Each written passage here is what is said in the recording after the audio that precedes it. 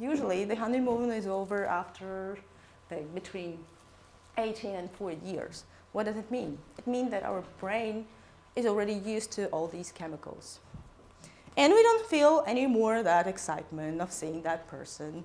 So usually if you want to have a little bit spicy in your relationship, you need to think of different kind of excitement to improve your relationship or something like that.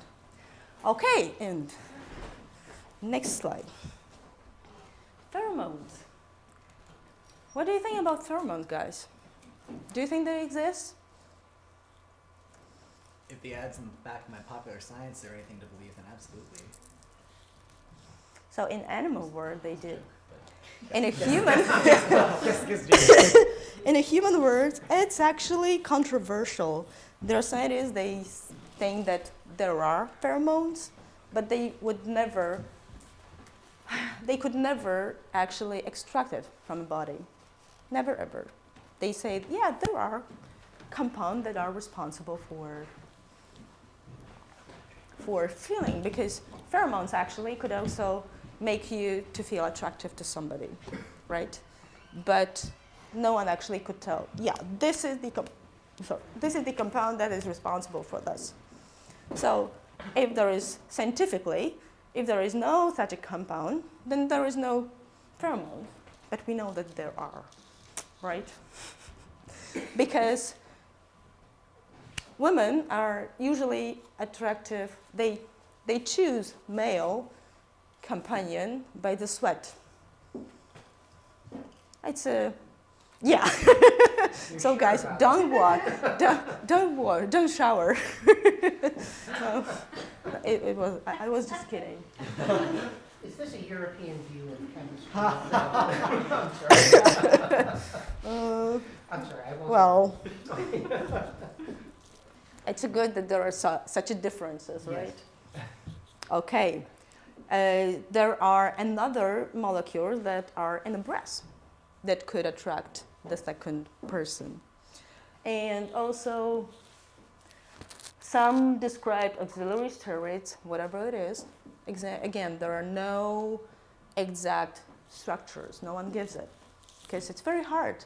Our body is so complex and so difficult, and our sweat is very, very difficult to analyze. So we can't tell whether there are pheromones or not. There's also another theory that vaginal aliphatic acids are responsible for attractiveness, maybe. And also, as I mentioned already, sweat and breast. It's actually more likely. Okay, what about love potion?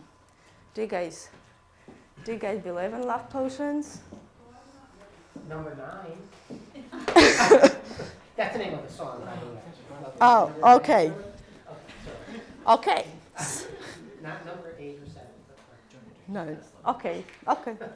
So let's go back to fairy tales and let's recall this godmother that is giving potion to the lady and saying, give it to your partner and make sure when he wakes, you will be the first person he sees.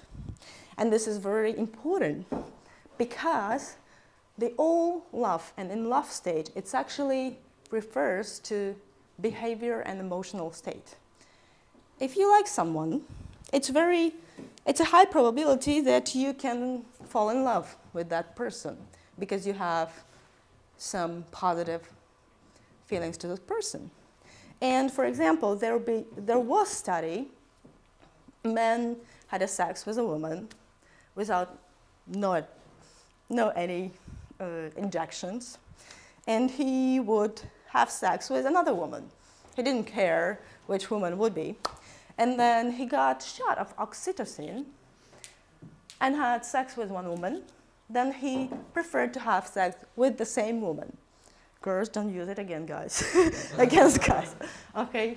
So oxytocin, again, as I mentioned, it's a compound that attaches, and it's also visual thing that you have to see someone. So love potion does exist. It could work. You just need to get shot of all these compounds that I mentioned, and maybe someone will try. No, don't do that. I didn't say it. Okay, let's go to the next slide. And this will be how do we find each other? It's actually already answered that question. Pheromones, maybe. We still don't know how to do that. But I found out somewhere on a website how to fall in love. Just find a complete stranger, reveal all dirty secrets. Yeah, like intimate, sorry, not dirty. For half an hour, and then stare deeply in each other's eyes without talking for 4 minutes.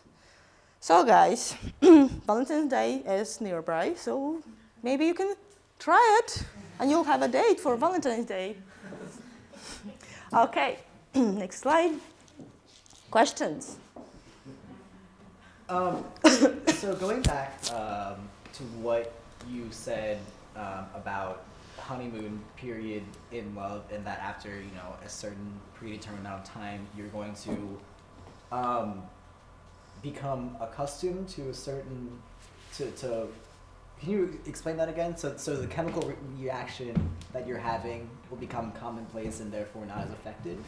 Okay. That's... Excuse me.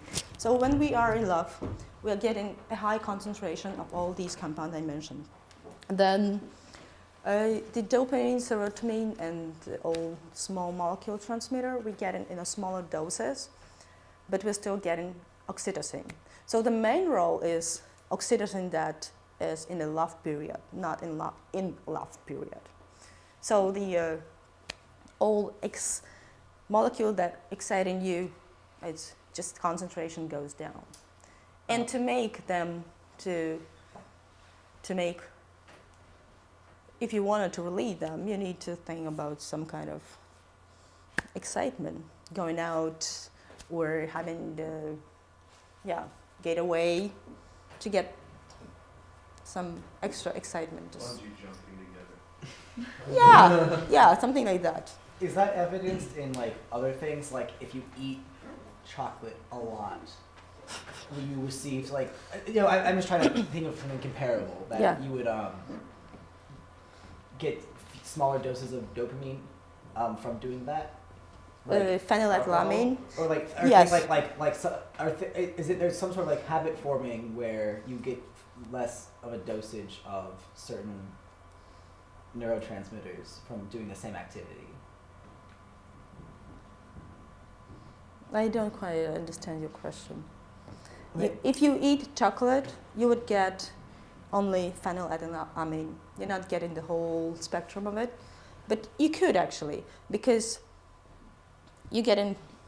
It's more complex. It's actually all these compounds. They have more than 3 or 4 different roles that they play, and I mentioned here only one role that are involved in love. But when you eat chocolate, you feel good because it's sweet also, right? Then when you eat, you getting signals, your brain is getting signals that you feel good and chemicals are being released.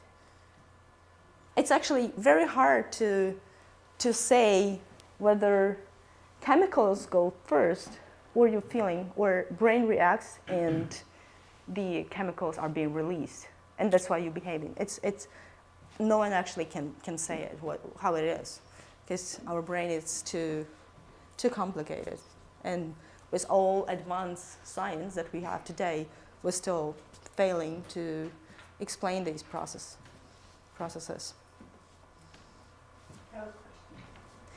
Yeah. If you meet someone and you get the butterflies in your stomach, and you just have this feeling that you know that there's a certain connection. And then somehow they're out of your life and you don't see them for a while, like say 5 or 6 years or something, or even longer. And then you meet them. I mean, I'm wondering, will those sparks and that feeling still come back? Or is that a possibility, or is that a thing? Yes, it is possibility. It's actually memory that is responsible. You triggering whenever you see person, you're triggering the good memories of this person, and these memories can trigger the chemical release.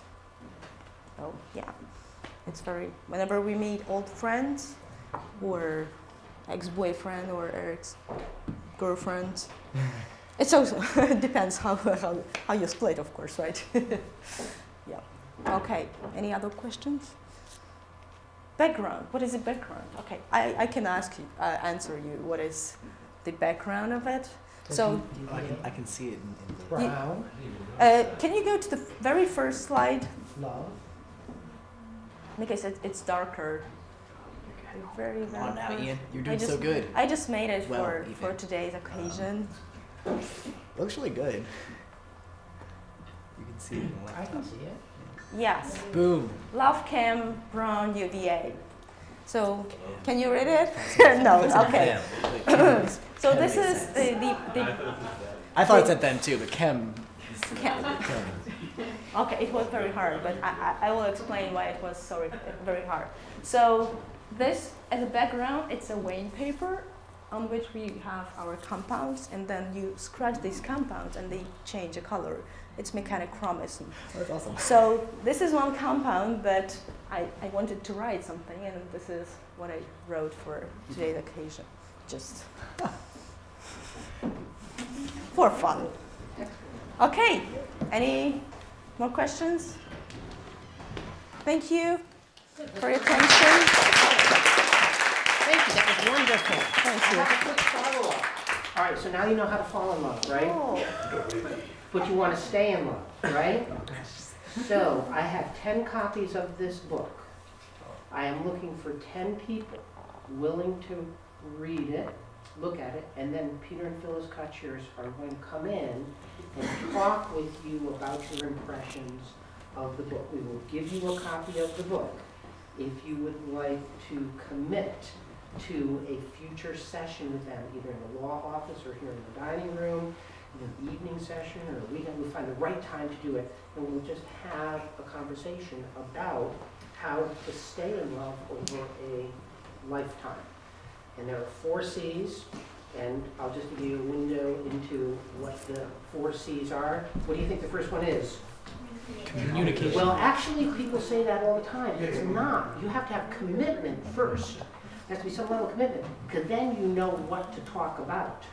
So it's commitment, communication, cooperation, and believe it or not, you all are living this every day. Population? Community. Community. You need community. You need people to support you in your efforts to stay in love and to work with this person. So those are the 4 C's. I'll tell you, it's a great book. They're great people. They want to come here and talk to you. So if you are interested, I am going to pass out note cards. Here you go. Just put your name and your email address down, or just your name, because I can find you. Give me a card. You don't have to decide now. How long If you- do we have to read the book? Well, you can tell me. We can have 48 a month, hours. 2 months. We can do this in April. We can do this here. Pass the card around. We can do this in March. Can I look at the back of the book? I can't decide. Yeah. So anyways, that's it.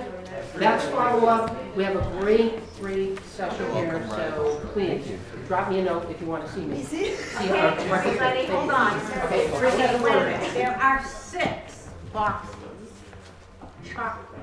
Okay, so you find the chocolate. The XO you have to look around, they move. Okay? You hide Look them. underneath. I win. Okay.